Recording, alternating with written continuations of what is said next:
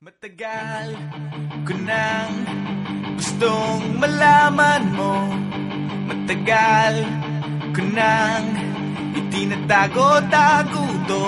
Nahihiyang magsalita at umuurong aking dila. Pwede bang bukas na ipagpaliban muna natin to? Dahil umubuha lang ng tiyempo upang sabihin sa'yo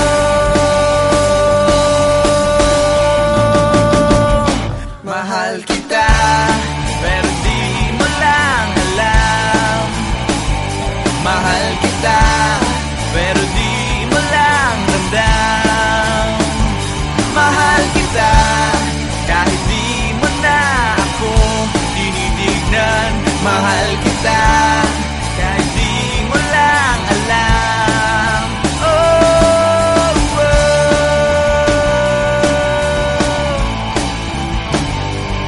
Matagal ko nang gustong sabihin to. Matagal ko nang gustong aminin sa'yo. Sandali, eto na, at sasabihin ko na nga. Ngayon na, mamaya, o baka pwedeng bukas na. Dahil umukuha lang ng buwelo upang sabihin sa'yo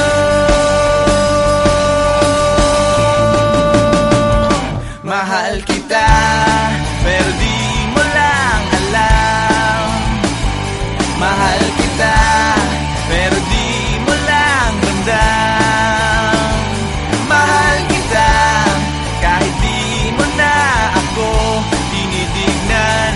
Mahal kita, pero di mo lang alam. Oh, oh.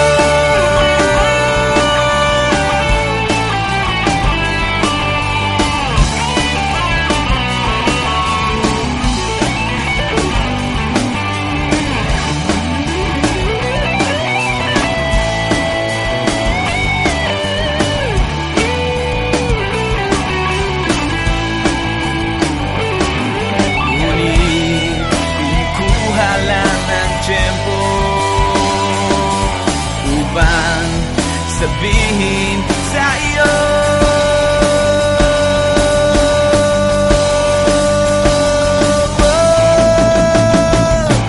mahal kita, pero hindi mo lang alam. Hindi mo alam kasi hindi mo naman ako tinitignan. Ayaw mo namang itanong sa akin kasi baka nga naman hindi naman ikaw. At hindi ko rin naman sa'yo sasabihin kasi ayoko pa sa ngayon naman di ikaw. Mahal kita, pero hindi nga lang halata. Hindi halata kasi wala nga naman akong ginagawa. Hindi ako kumikibo, hindi ako nagsasalita. Wala. Pero hindi ako torpe. Hindi ko lang talaga masabi sa'yo ng harapan. Mahal kita, pero dehins mo pa rin ramdam. Hindi mo ako titignan.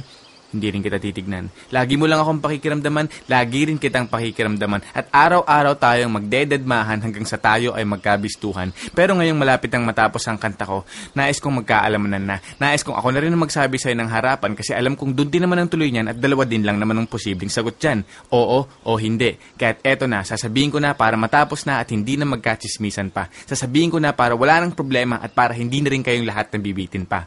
Mahal kita, pero di mo lang alam. Mahal kita, pero di mo lang ramdam.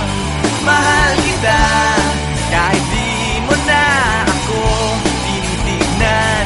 Mahal kita, kahit lagi mo na lang akong dinidid.